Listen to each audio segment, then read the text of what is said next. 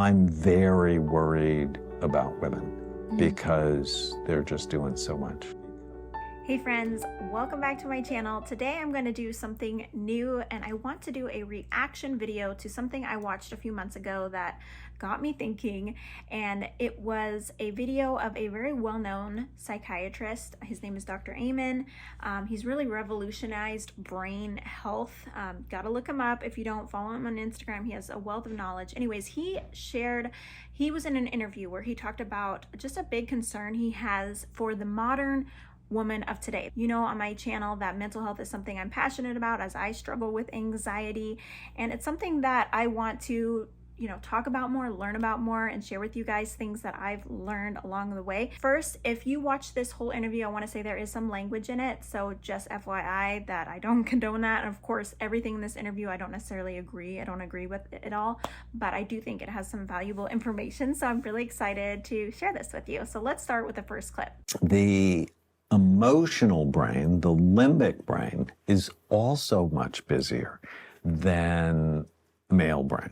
And that's what puts them at greater risk for anxiety and depression. So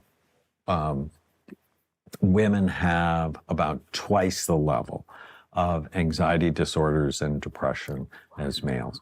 Women also try to kill themselves 3 times more than males.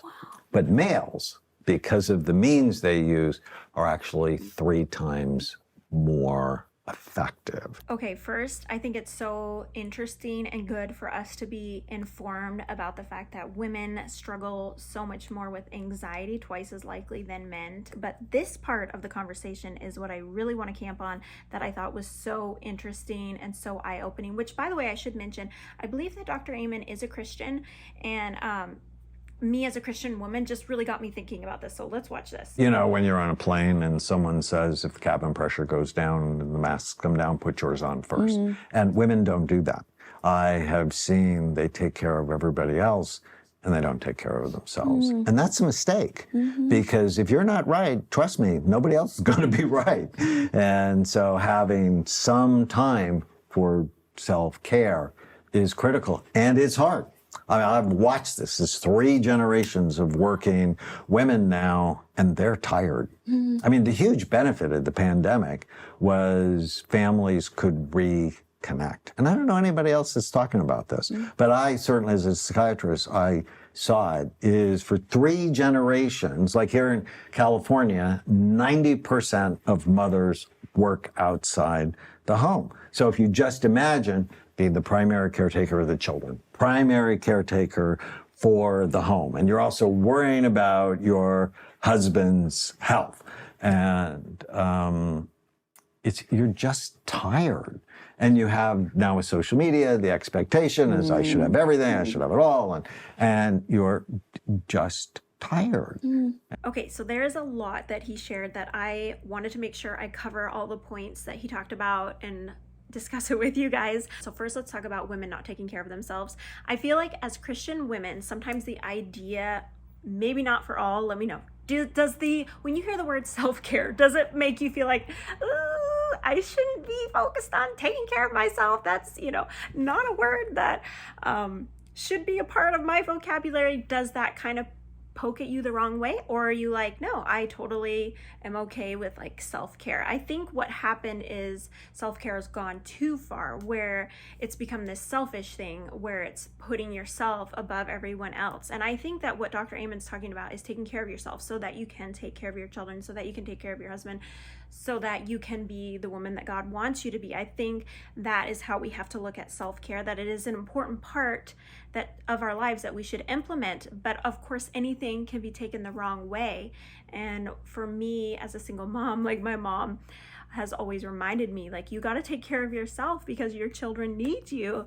And that has been a good reminder for me. But I do think so many of us, we put that to the side because we're so focused on taking care of everyone else. Let me know, what's one of your favorite ways to take care of yourself, or something that you're prioritizing right now?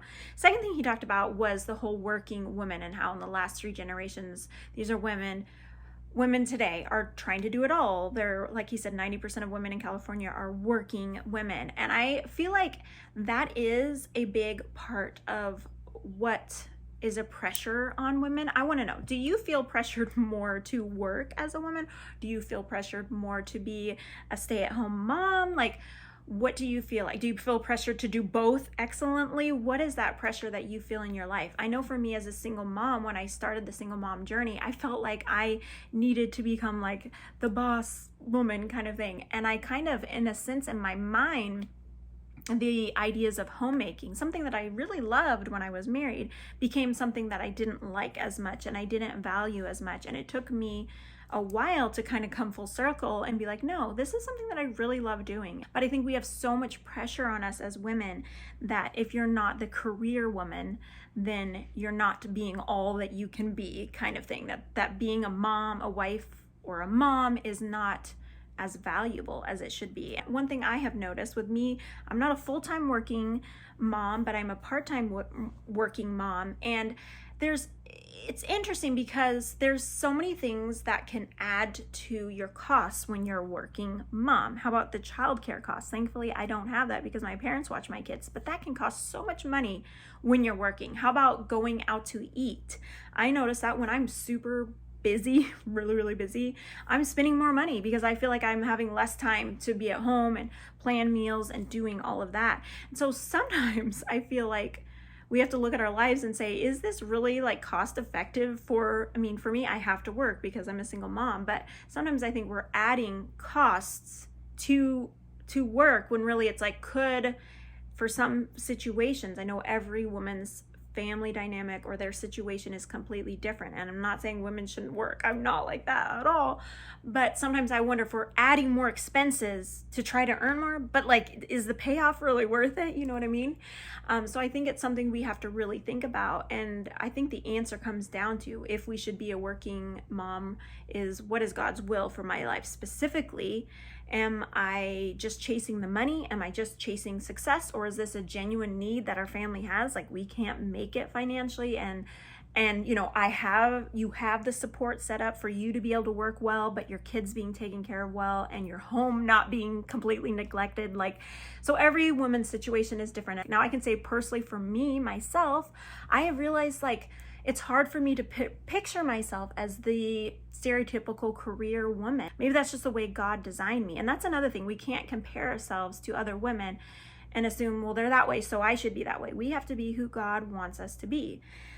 So last point I want to talk about is social media and the pressure that women have to have it all, to do it all. And I think this is on men and women to collectively. There's so much pressure. There's so much materialism being thrown at us to have the nice house, to have the nice car, to have the fancy vacations, when maybe God's calling us to have less, to live on a lower income so that we can spend more time as a family, so that we as women can take care of ourselves better, so that we're not running this rat race of being so exhausted. I remember seeing a while ago, and it stuck with me, a friend that I followed on social media, and she was talking about she was a newlywed, like, or only been married a few years, about the pressure she felt to buy a house and to like have the nice house. And I thought in my mind, you are so young, like you're just starting out. You should not feel pressure to be that way.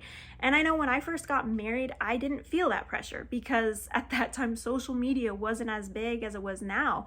And I think, man, these young women that are getting married in their 20s, how much pressure they have to have it all. I've thought about this. Is having more money, does it always increase quality of life? No, I don't think it does. Not saying money is bad in and of itself, but I'm saying money doesn't equal happiness. And I think that we have to take in consideration the value of time. Like, you can't get time back. You can always earn money, but you can't get time back.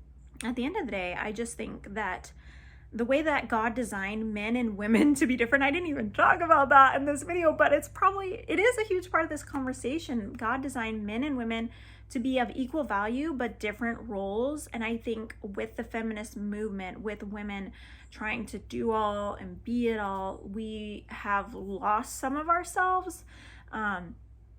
And we've gained some things with like more equal treatment of women, but it's like gone too far where women like want to be men and they want to do that and they're suffering because of that. And, you know, we live in a world that we may not be able to do our ideal lifestyle. For me, like, I can't be the stay-at-home mom that I would love to be right now.